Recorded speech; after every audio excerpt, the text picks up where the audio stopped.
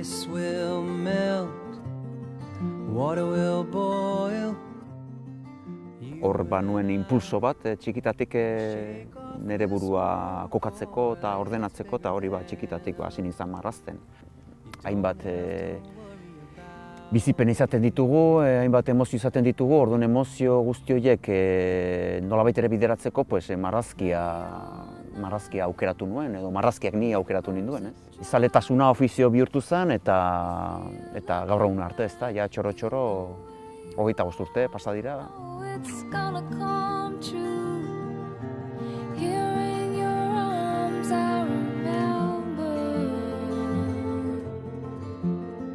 Baten batek esan zuen umorearen atzean oinaze badagoela, ezta? Eta nik uste hori dela nire kasuan, ezta? Pixkat oinazea edo leuntzeko modu bat. It's only natural that you should feel. Eta ero plazerra ere bada, hori ere plazerraren komponente hori hor dago, osagarri hori, ezta?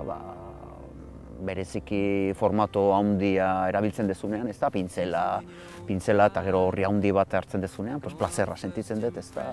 Akuarelak edo axotarekin ere bai, ez?